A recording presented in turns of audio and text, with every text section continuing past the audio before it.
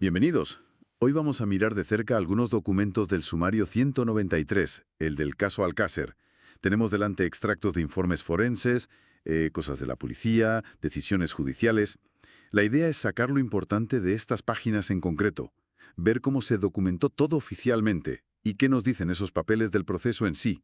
Vamos a ver qué encontramos. Exacto. Nos vamos a centrar en los datos tal como están ahí, en esos folios. Las pruebas que se recogieron al principio, cómo cambiaron algunas declaraciones y, bueno, cómo funcionó la justicia a través de sus propios escritos. Es ver cómo se construyó el caso formalmente, vamos. Un punto de arranque que salta a la vista en los papeles es lo que encontraron en la Romana. Describen el hallazgo de los cuerpos, restos óseos, un reloj y, muy importante, unos trozos de papel Sí. que recompusieron y resulta que eran una hoja de urgencias del Hospital La Fe y parte de una orden judicial, las dos a nombre de Enrique Anglés. Fíjate, qué curioso, cómo unos papelitos así se convierten en un hilo del que tirar desde el principio, ¿no? Totalmente. Y bueno, eso demuestra cómo una prueba material pequeña puede abrir una vía principal casi sin esperarlo. Esos papeles ponen un nombre en el lugar muy pronto. Y luego está lo forense, los informes, los primeros y los que vinieron después, pintan un cuadro terrible. Sí, muy duro. Describen heridas de bala en cada una de las chicas, aunque dicen que era difícil saber la distancia del disparo porque faltaba el cuero cabelludo. Ah, claro. Y detallan también, pues, golpes, muchísimos, posibles heridas de arma blanca, incluso una amputación traumática, signos de agresión sexual. Un retrato forense muy técnico, pero vamos, desolador. Y ahí entra ya la ciencia más avanzada para entonces, supongo. Los documentos hablan de análisis de ADN. Sí, bastante pioneros para la época. Analizaron restos de semen y los compararon con muestras de Miguel Ricard y, ojo, también de Neusa Martins, la madre de los Anglés. Anda, ¿y qué pasó con eso? ¿Funcionó bien? Bueno, ahí se ven también las dificultades, ¿eh? Sobre todo con el análisis de pelos encontrados. Parece que fue bastante complicado. ¿Por qué? ¿Qué problemas hubo? Pues se habla de que análisis anteriores habían destruido los bulbos de los pelos o que simplemente había muy pocas muestras válidas. Estos salen comunicaciones relacionadas con el trabajo del doctor Frontela, por ejemplo. Ya, o sea que no era tan fácil como parece a veces. Claro, y esas comunicaciones sobre los pelos reflejan un poco la tensión, ¿sabes? Entre lo que necesitaba el juzgado, la urgencia, y lo que la ciencia forense de ese momento podía dar de sí. Se nota esa fricción. Y mientras la ciencia hacía lo que podía, estaban las declaraciones, las de Miguel Ricard, telita. Uf, sí. Hay una evolución clarísima documentada. Empieza negando todo. Dice que ni conocía la zona de la Romana. Eso al principio. Sí, en los primeros folios. Pero pocos días después, bueno, da una confesión súper detallada. Ahí ya implica directamente a Antonio Anglés en todo. El secuestro, llevarlas a la caseta, las agresiones. Un cambio radical en pocos días. Totalmente. Y no para ahí, ¿eh? Porque más adelante llega a implicar a Neusa Martins y pide careos, o sea, confrontaciones cara a cara con ella y con otros. Madre mía. ¿Y Enrique Anglés, el del papelito del principio? Pues Enrique niega estar metido en los hechos y cuenta, según los papeles, problemas con su hermano Antonio, que decía que usaba su nombre, su identidad. Entiendo. Además de las fosas, también miraron a fondo una caseta que había cerca, ¿no? Sí, sí. Y la lista de cosas que encontraron allí es enorme. Ropa de todo tipo, un tubo de pastillas, notas escritas a mano, botellas, hasta una multa de tráfico a nombre de otro hermano, Roberto Anglés. Vaya. Incluso compararon un pendiente que hallaron allí con otro de una de las víctimas. Resultaron ser distintos, pero fíjate la cantidad de objetos, un pequeño universo allí dentro. Cada cosa una posible pista, claro. Exacto. Y mientras todo esto pasaba, el proceso judicial seguía su marcha formal.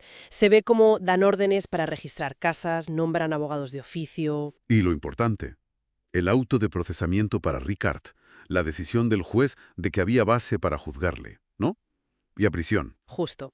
Los autos de procesamiento y prisión para Ricard están ahí documentados. Y también se ve cómo las partes, las acusaciones, la defensa, piden pruebas específicas. ¿Cómo qué? Pues análisis concretos, periciales. Y la burocracia judicial, los exhortos, que son peticiones a otros juzgados para hacer cosas fuera de su territorio, como sacar muestras de sangre, por ejemplo. Vale, vale. Todo muy procedimental. Es que tiene que serlo. Y al final, bueno, procesalmente todo culmina para Ricard cuando se cierra el sumario respecto a él. Se decide que su caso va a juicio. ¿Y para Antonio Anglés? La causa sigue abierta para él. Se le declara procesado rebelde. O sea, está acusado formalmente, pero desaparecido, fugado. Entonces, si miramos estos papeles, estos extractos, ¿qué foto general nos queda? Se ve un esfuerzo enorme, ¿no? Muy meticuloso a ratos por juntar pruebas, testimonios, seguir los pasos. Sí, pero también se ven las dificultades, claro. Muchísimas. Lo que llama la atención es eso, cómo los documentos reflejan el intento de construir una verdad judicial, paso a paso, a partir de trozos. Forenses, testimonios, objetos. Es un puzzle, y las piezas a veces pues no encajan del todo fácil o generan dudas, como las propias limitaciones de la ciencia o los cambios en las declaraciones. No es un camino recto, ni mucho menos. Y eso nos deja con una pregunta final, supongo. Es casi inevitable al ver estos papeles de un caso así. ¿Puede un montón de documentos oficiales, por muy detallados que sean, capturar de verdad toda la dimensión de una tragedia como esta? ¿Toda la parte humana? Es complicado. Es algo sobre lo que darle vueltas, desde luego. Concreto, vamos a centrarnos en la figura de Miguel Ricard Tarrega. Sí, tenemos un análisis bastante detallado, ¿verdad? Basado en fuentes que repasan su vida, la investigación y, sobre todo, algo clave, sus declaraciones. Declaraciones desconcertantes, diría yo. Porque, recordemos, el 5 de septiembre del 97 le cayeron 170 años. Secuestro, tortura, violación, asesinato de Miriam, Desiré y Toñi. Casi nada. Una condena brutal, sí. Pero, aquí viene el primer giro importante. Esa condena se quedó en 21 años. ¿Cómo es posible? Pues por la anulación de la doctrina Parot, aquello que permitía calcular los beneficios penitenciarios sobre el total de las penas, no sobre el máximo de cumplimiento efectivo. Ah, claro, la sentencia de Estrasburgo. Exacto. Obligó a recalcular muchísimas condenas, y la de Ricard fue una de ellas. Salió en noviembre de 2013, mucho antes de lo previsto. Y es importante, creo, recalcar que él es el único condenado. Fundamental. Antonio Anglés, que se consideraba coautor, se fugó, desapareció y nunca llegó a ser juzgado por esto. El análisis que manejamos también habla de su pasado, ¿no? Un pasado complicado. Sí, bastante. Muerte de la madre joven, parece que maltrato del padre, un colegio de huérfanos, problemas de conducta. Abandono escolar temprano, trabajos aquí y allá, drogas, incluso un paso por la Legión. Y la conexión con Antonio Anglés, que no era nueva. Ya se conocían. Claro, Anglés era su proveedor de drogas, según parece. Y acabaron viviendo juntos, ¿eh? E incluso robando juntos. Sí, una relación ya compleja de antes. Y todo esto nos lleva al 27 de enero del 93, el día clave. Cuando encuentran los cuerpos. Efectivamente. Y una pista que fue, crucial, un volante médico a nombre de Enrique Anglés, el hermano de Antonio, cerca de la fosa. La Guardia Civil va a casa de los Anglés, Antonio no está. Pero aparece Ricard. Un agente dijo, literalmente, por su propio pie. O sea que no lo detienen ahí mismo como sospechoso principal. No, no.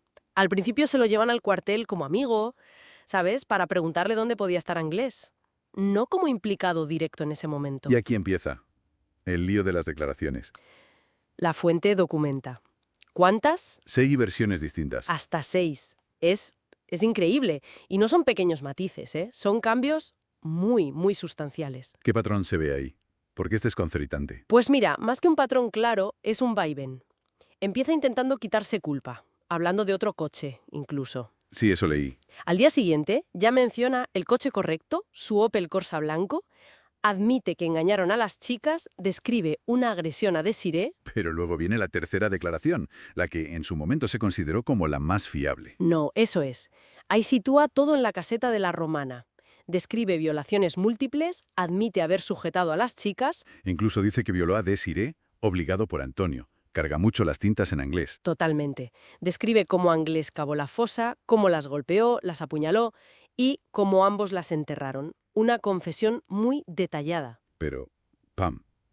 Cuarta declaración. Y niega todo. Coartada. Cambio total. Un giro de 180 grados. Y no para ahí.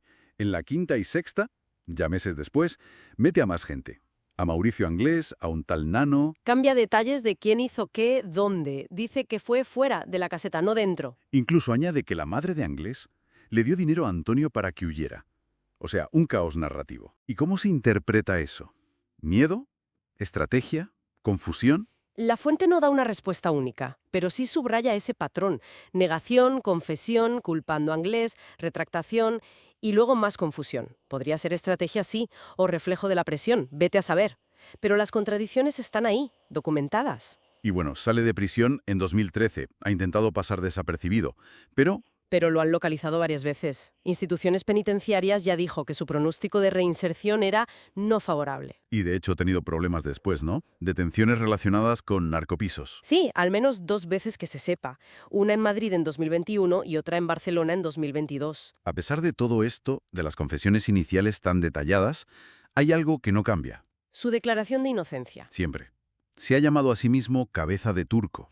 Lo dijo antes de la sentencia, lo dijo en el 99 desde la cárcel. Sí, llegó a decir que la verdad no había salido, que a Anglés lo habían matado en España. Y lo ha repetido después de salir.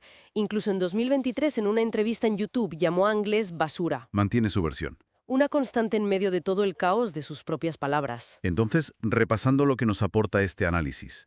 La condena inicial, la reducción por la doctrina Parot, ese pasado difícil, la salida de prisión y, sobre todo, ese laberinto de declaraciones. Exacto. Y esa insistencia en ser inocente, que choca de frente con los detalles que él mismo dio en algunas confesiones. Te deja pensando, ¿no? Pues sí, nos deja con una pregunta importante, que surge directamente de analizar sus testimonios. Con Anglés desaparecido y Ricard como único juzgado, ¿hasta qué punto esas versiones tan cambiantes nos permiten saber qué pasó realmente, la implicación real de cada uno? Es una reflexión sobre los límites de la verdad judicial, quizá cuando te enfrentas a un testimonio tan fluctuante. Justo eso.